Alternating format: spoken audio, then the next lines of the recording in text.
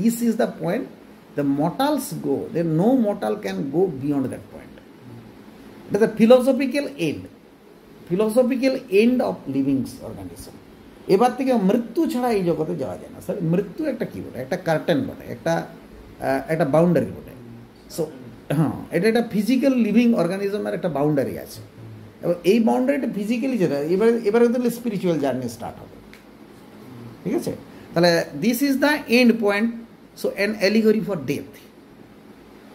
তাহলে beyond the sunset and baths of all western stars, এটা refers to একটা allegory, একটা অ্যান অ্যালিগরি ফর কি বটে, death, after life, spiritual journey, the beginning of the spiritual journey. এটা spiritual transcendence মানে পরিবর্তন, change. তাহলে এই যে কবিতাটা আমরা যখন পড়ছি তখন দেখো বিভিন্ন ধরনের অ্যালিউশনস ইউজড হয়েছে, হিস্টোরিক্যাল অ্যালিউশনস। যেমন আমরা বলেছি যে ইথাকা অ্যান্ড লন্ডন আর same. The London or England in Tennyson's times is equal to the primitive world of Ithaca. যদিও Ithaca itself is a historical allusion, কিন্তু সেম টাইম ইট হ্যাজ একটা historical allusions to English time, যে জীবনটা England has become stagnated. এই যে matched with barren crags and still hearth, idle king, still hearth, এই যে epithets and adjectives, কি adjectives ব্যবহার হয়েছে বলো? আইডল একটা, idol means lazy.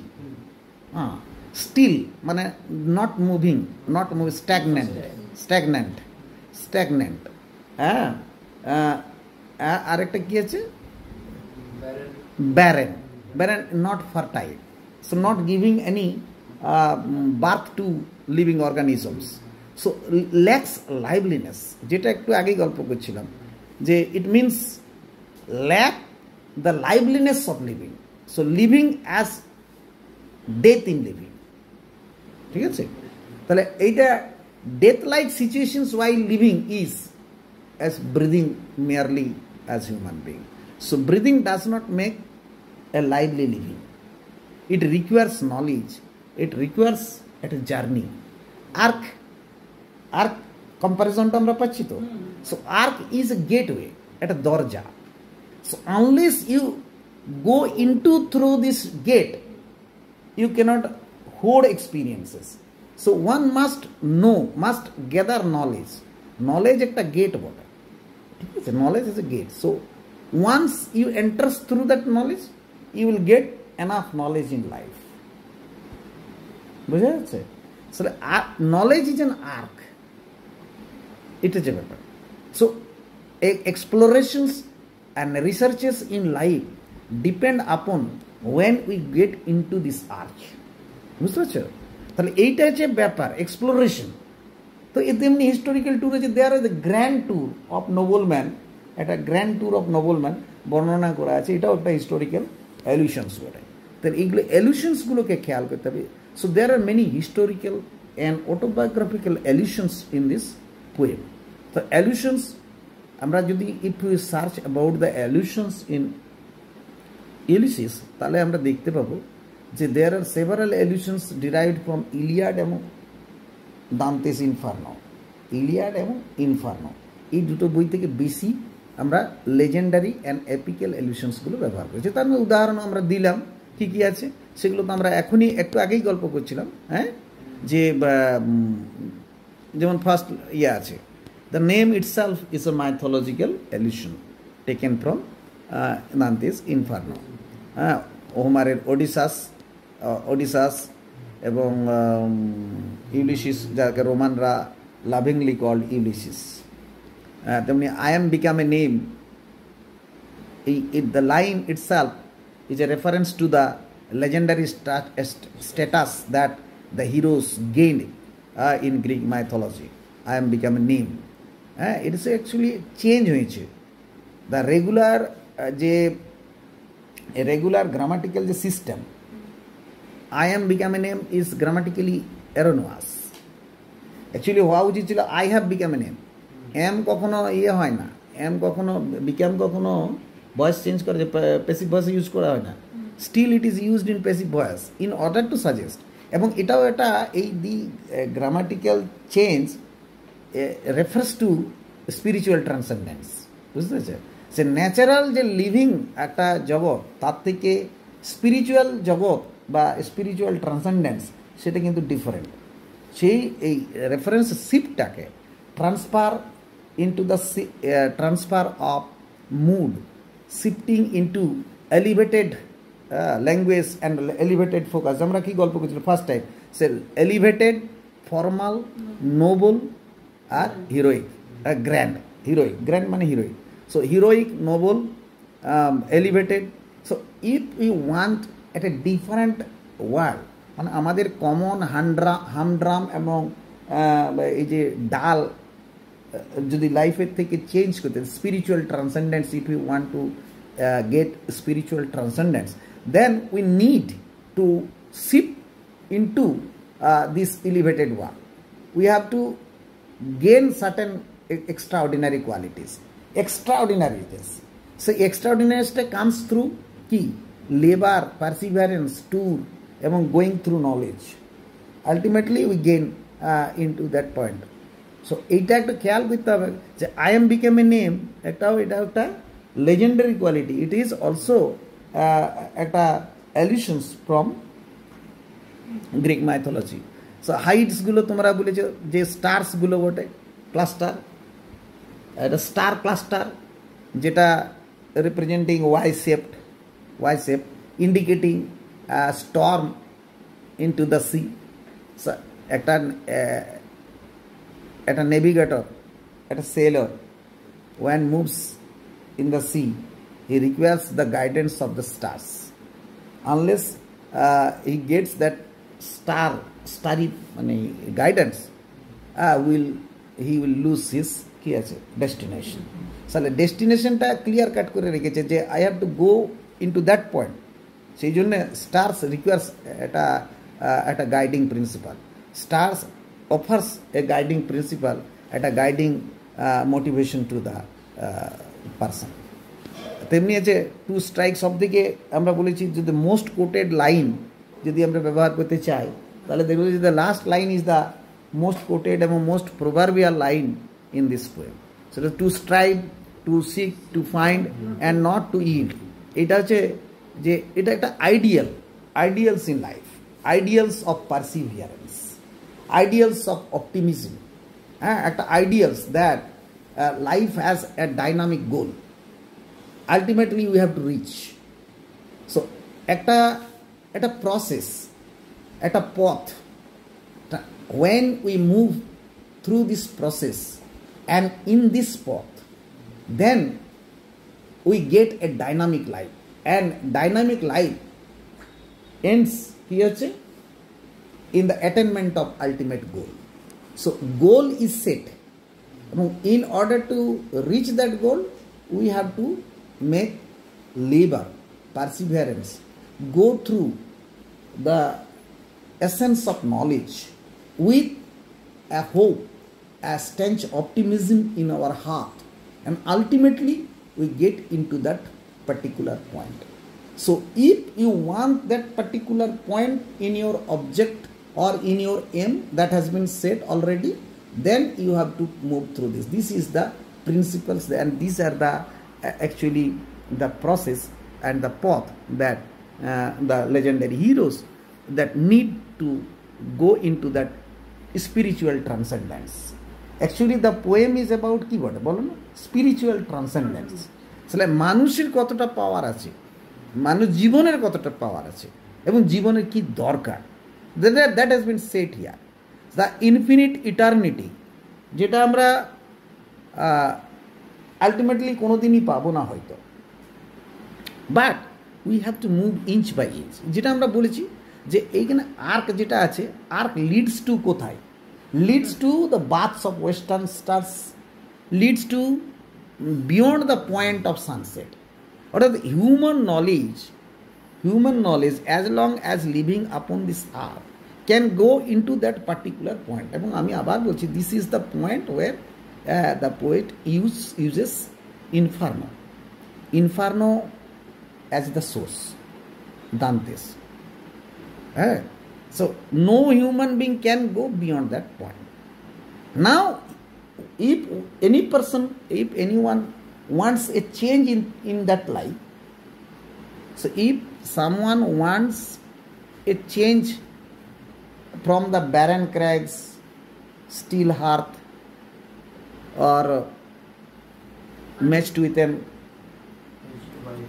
aged wife, or a primitive people of Ithaca where a person is offering mate and dole, measuring out the levels of crimes and offering and distributing justice according to the level of crime. So these are the merely living life as per rule. So there is nothing nobility here. So nothing noble here. So in order to gain a nobility, one requires spiritual transcendence. Spiritual transcendence.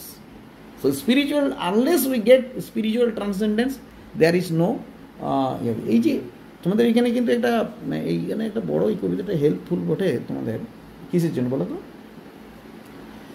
না, এই কবিতাটাতে তোমার কিন্তু একটা মনে রাখবে যে তুমি যেটা আজকে শুরুতেই বলছো, স্যার পড়তে পড়তে আমি জিজ্ঞেস করলাম যে তুমি কবার পড়েছো, আর it was a prompt answer and it was candid এবং সিম্পল আনসার এবং ট্রু আনসার দ্যাট স্যার আমি একবার পড়েছি এবং আমাকে অনেক টাইম লেগেছে। সো সাপোজ তোমার পড়ার স্পিডটা যদি তোমার 120 ওয়ার্ড বা 120 ওয়ার্ড পার মিনিট হয়, দেন তোমার এটা বেশি সময় লাগার কথা ছিল না। না, তাহলে তুমি পড়েছো কীভাবে?